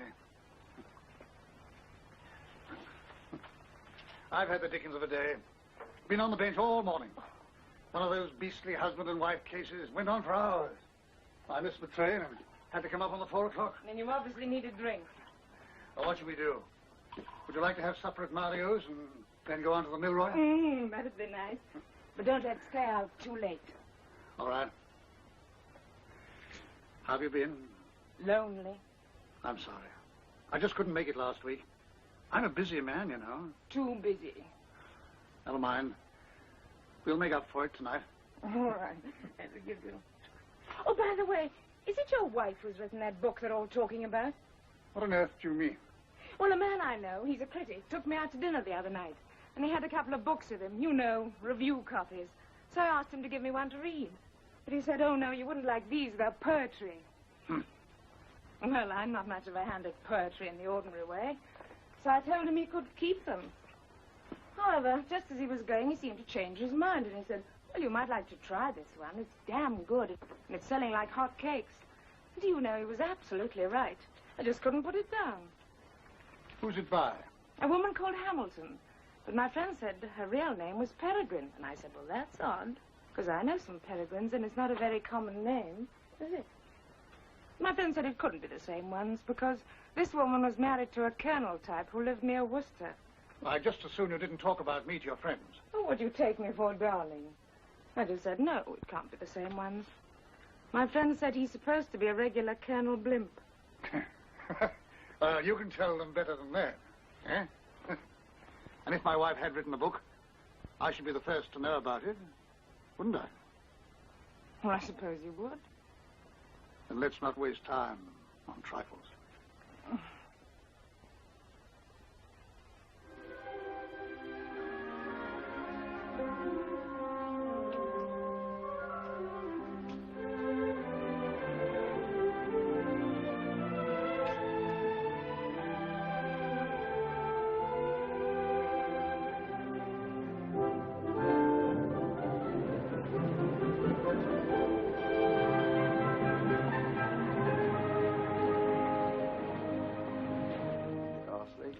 No, I've not seen him some time now. I heard the other day he hadn't been too well. I hope he's all right. Ah, Peregrine, how do you like being the husband of a celebrity? I don't know what you're talking about. Oh, you know, the boy, the secret's out. It's in today's Telegraph. Amazing for a book of poetry to get reviews like that. Selling like hotcakes, they tell me. Peregrine, forgive my butting in. I say I have Henry Dashwood lunching with me. He heard you were here. He'd so much like to meet you. Who's Henry Dashwood? Good Lord, what do you do with yourself down in the country all the time? Henry Dashwood, only about the best critic we've got. He wrote a wonderful review for your wife's book in The Spectator. Come along, old man, you can't disappoint him.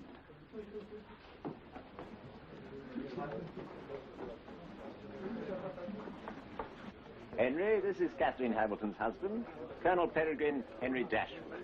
How do you do? I'm delighted. Is Mrs. Peregrine in London by any chance? I should so much like to meet her. My wife doesn't like London. She prefers the country. Oh, pity. She wrote me a very nice letter about my review. I was completely bowled over by her book, you know. It's fresh and original, very modern, without being obscure. Yes, I suppose it is. She seems as much at home in free verse as in classical meter. In fact, I should go so far as to say that some of those short lyrics of hers might have been written by Landor. Really? But what makes the book so outstanding is the passion that throbs in every line. Naked, earthy passion. Of course, deep, sincere emotion like that is completely tragic. Oh, my dear Colonel, how right Heine was when he said that the poet makes literal songs out of great sorrows. You know, now and then, as I read and reread those heart-rending pages, I thought of Sappho. Well, it's jolly nice of you to be so nice about my wife's little book. I'm sure she'll be delighted. Idiot. Colonel Peregrine, isn't it? I wonder if you remember me. Of course. The Duke of Haverhill. We met last year at Goodwood. Yes, yes, I remember very well. I was so sorry your wife couldn't come to us for the weekend. We were expecting rather a nice lot of people. Yes, it is a pity. Still, I suppose everybody's after her, so we can only say better luck next time.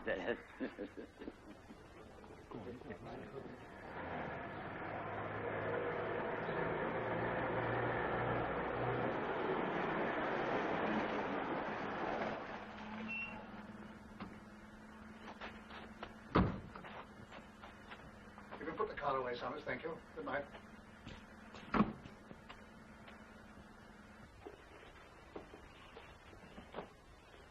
Can I get you something, sir? No, thanks. I had some dinner on the train. Very good, sir. You can go to bed. Well, thank you, sir. Good night, sir. Good night.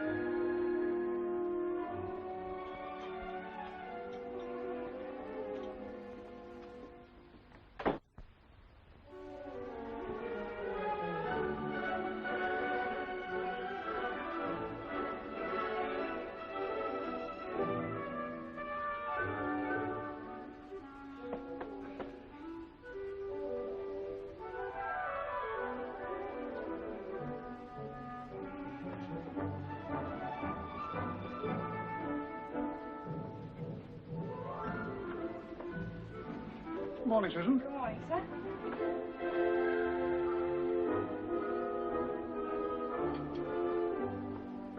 Good morning, Wes. Good morning, sir. Good morning, George. How was town? All the same as usual. I just got the last train home.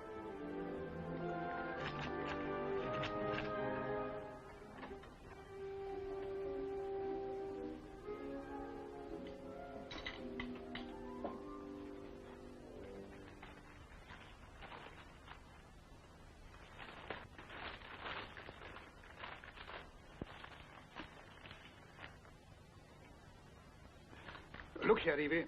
What is all this about our being asked to Heverell Castle and you refusing? I thought it would only bore you. Bore me? When we've never been asked before? Good heavens. And he's Lord Lieutenant of the county? Now, quite apart from his having the finest shooting for miles around? I didn't think of that. I'm sorry. I suppose I was asked. Well, as a matter of fact, you weren't. I think it's extremely rude to ask you without asking me. Well, I suppose they thought it wasn't your sort of a party. The Duchess is rather fond of writers and people like that, you know. Henry Dashwood, the critic, is going, and for some reason he wants to meet me. It was nice of you to refuse, Evie. It was the least I could do. Oh, George, my publishers rang up yesterday. They're giving a little party for me on Wednesday, and of course they want you to come too. I don't think that's quite my mark, you know. Sounds a crashing bore. I would like you to come. We could go up to London in the morning and... Can't manage that, I'm afraid. Wednesday's the hunt committee, 3 o'clock. I couldn't be up to town till 7. Tell you what, you make a day of it, and I'll come up for the party. Oh, it would be sweet of you. Not at all. I've got to be in town on Thursday anyway. It's remarkable. This rouse is ready for a 6th edition. Well, we hope so.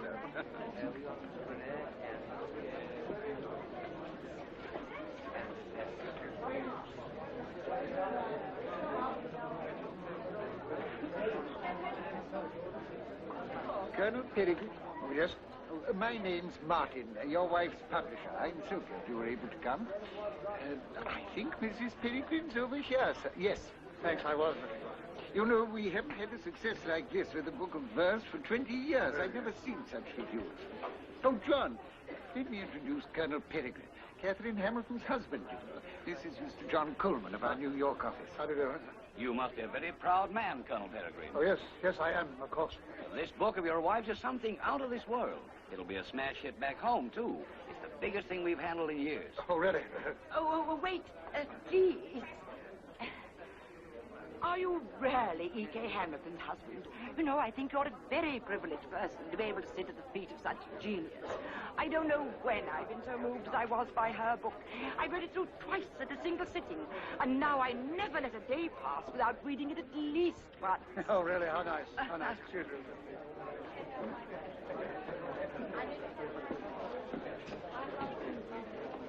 My dear, I had to lock the door of my room when I read it. It made me feel quite naked, if you know what I mean. Well, I must say I keep my copy locked up. I would like my husband to find it. Might give him ideas. Well, that's what I find so fascinating. Apparently her husband doesn't mind at all. Oh, but he must, surely. Oh, but he can't. He's actually here tonight. You're not serious? Yes, as a matter of fact, I've seen him. Johnny pointed him out to me. He's,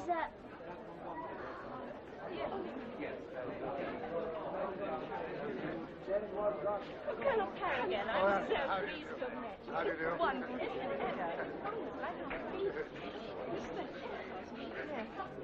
You were wonderful, dear. You made quite a hit. The girls were raving about you. They thought you were so handsome. Girls? Old hags. You bored?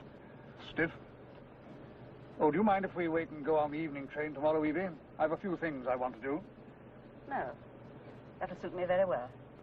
There are 1 or 2 things I want to buy, and I have to be photographed. Oh, I hate the idea. But they think I ought to be. For America, you know.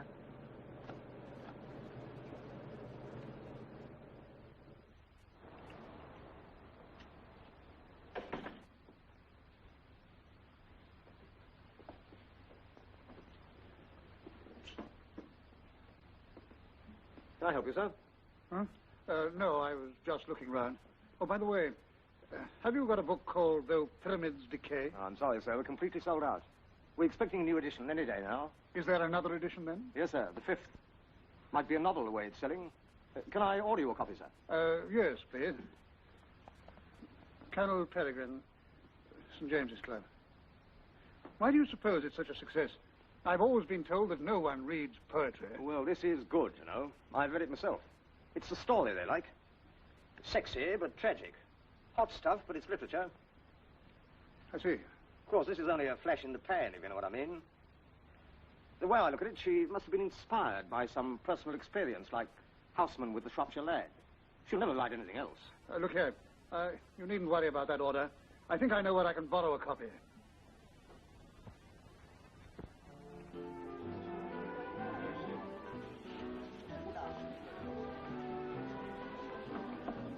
Well, George, I brought you the book. Is that all you wanted me for? Oh, no, Daphne, no. Of course not. Look, George, I'm awfully good at listening to husbands whose wives don't understand them. As a matter of fact, it was about the book. It was something a young chap in a bookshop said, and something I noticed last night. What did he say? Something about it being sexy. Hot stuff. Well, isn't it? Well, George, you don't mean to say you haven't read it. Well, as a matter of fact, no. George, you're the end. You mean your wife can write the luscious book since Lady Chatterley and you don't even trouble to read it? Well, look, Daphne, you've read it. What's it about? Do you want me to tell you? Oh, well, no, really, George. I'd much rather not. You read it for yourself. Oh, please tell me. Let's go over there. All right.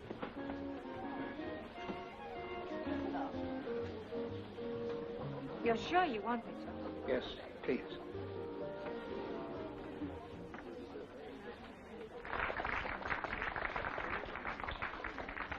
Remember, you asked for it. So don't hold it against me afterwards. I won't. Well, it's, Oh, thank you. Well, it's a sort of love story. Only it's all told in the first person, so you believe it's actually happening when you read it. You see what I mean? The person who's telling the story is a middle-aged woman married, and she falls in love with a younger man. Much younger. When she first meets him, she likes him. She doesn't believe he could ever be interested in her. Well, not in that way. But one day, he tells her that he is, and asks her to leave her husband and go away with him. She's pretty much in love with him by this time. But she doesn't believe it can last, so she says no. This doesn't make any difference to the young man. He still keeps on seeing her, and soon they reach the stage when they can't do without each other. So they don't. She keeps telling herself it'll all be over in a few weeks. But it isn't. In fact, it gets worse instead of better. And soon they're meeting 2 or 3 times a week. In fact, whenever she can manage it without the husband knowing. And then, just when she's sure it's the real thing, and she's decided to go away with him, he gets killed. She just has to go on giving dinner parties and running the house as though nothing had happened. Well, that's all. Except it makes you feel that it's actually happening to you. It's so real. I don't mind telling you, when I read it, I spent half the time crying and half the time getting into a state of... you know what I mean. She must have made it up. Oh, read it and ask yourself whether anyone could have made it up. Evie's too much of a lady. She couldn't do a thing like that. Let's go. Aren't you going to finish your drink? Oh, I don't want it, thanks. I'm sorry, Daphne. I must get away.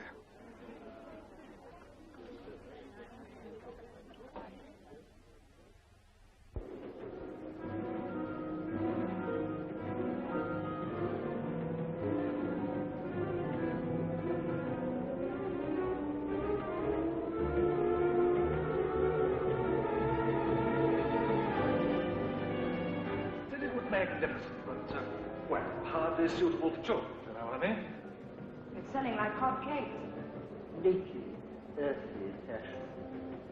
I would like my husband to buy it. Sexy, but trendy. Hot stuff, but it's literature.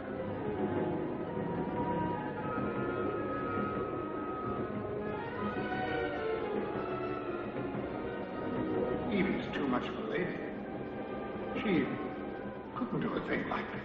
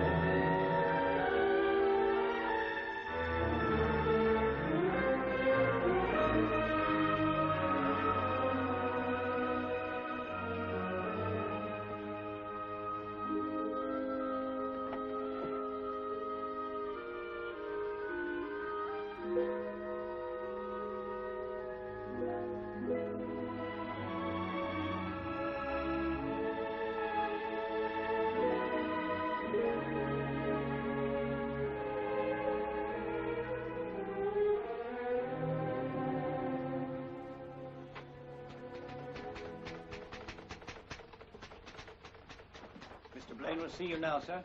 Mr. Blaine will see you now. Oh, good. Thanks, Harry. Hello, George. Hi, Harry. What brought you here? Had a good time in London? Yes, thanks. I'm taking my missus up for a few days next week. How's Evie? It's Evie I've come to see you about. Have you read her book? Yes, a great success, isn't it? Fancy Evie breaking out into poetry. Wonders will never cease. It's made me look a perfect fool. Nonsense. There's no harm in writing a book. Isn't there? When it's her own story. Who says it is? You know perfectly well that it is. And so does everyone else. I suppose that I'm the only one who doesn't know who her lover was. I wouldn't jump to conclusions. There's nothing to say she didn't make up the whole thing. I suppose she'd written a story about a murder.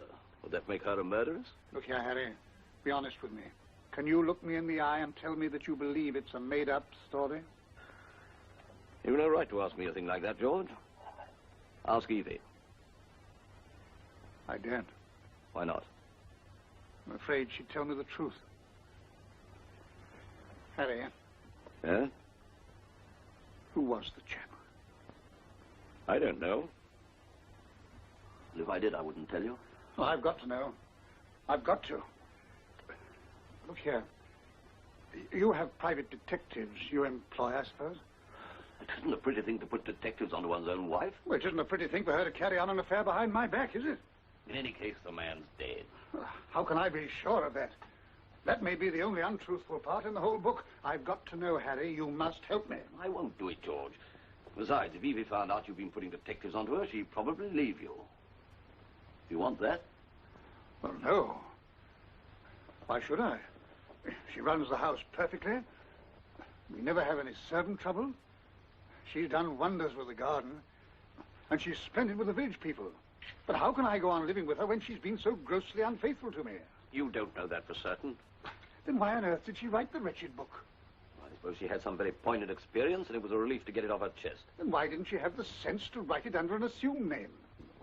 She used her maiden name. I expect she thought that'd be enough. And it would have been if the book hadn't had this amazing vogue. What am I going to do, Harry? What would you do? Nothing. Nothing? But I can't overlook a thing like that. I've been made a laughingstock. Nonsense, old boy. Now listen. The man's dead. It all happened a long time ago. Forget it. Talk to people about Evie's book. Rave about it. Let them know how proud you are of her. The world moves quickly and people's memories are short. They'll soon forget. I shan't forget. Yes, you will. No, I shan't forget as long as I live. Well, I suppose you're right. It's no good crying over spilt milk. I'll take your advice. You know, the truth is, I don't know what I'd do without Evie.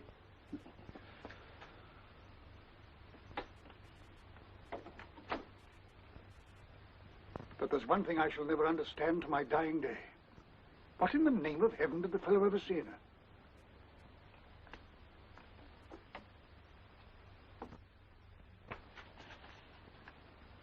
I'm sorry you're angry about the book, George. If I'd known what would happen, I'd never have published it. What difference could that have made? Well, it would have saved you from being annoyed. Annoyed. When a man learns that his wife has been unfaithful to him, when she publishes to the whole world that she's carried on a degrading love affair behind his back, you expect him to be no more than annoyed. But, George... Evie, in 30 years of married life, we've never sunk to vulgar quarreling. When this thing happened, I was stunned, amazed. These last few days, I've lived in a state of horror and utter shame.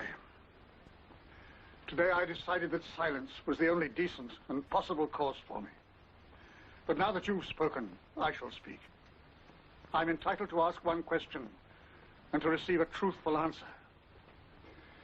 Who was this man, and is he really dead? Because if... Who was he? For heaven's sake, tell me and I've done with it. It was you. Me? Yes. Don't insult me with lies. It was you. As you were. All those years ago in those happy days when we first met and you loved me. But you said in this book that he died. He did. The man who loved me died. It was my fault, George. I didn't understand all the things he was fond of. Farming, hunting, shooting. I couldn't give him the children that he wanted more than anything else in the world. I failed. And as time went by, I only had the memory of those few short years when I was happy. And I knew that if those memories died, everything was dead. And so I just wrote them down, just as I felt them, that I might always have them. But you describe him as a young man and yourself as old. I was old. But the man who loved me was young. Memories are always young. Are you telling me the truth? Do you believe I am?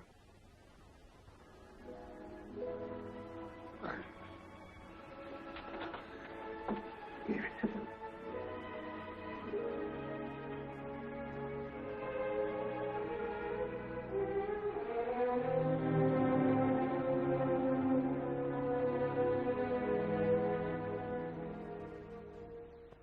Now you've seen all these stories, I shall be happy if they have given you as much pleasure to see as they gave me to write. To start, I told you that I had used in my writings pretty well everything that has happened to me in the course of my life. It has been a long one and a varied one. I think I've learnt a little something about human nature, and I've tried to tell what I knew to others as honestly and as truthfully as I could. You, the public, have been very kind to me, but sooner or later we must part. I hope we shall part good friends.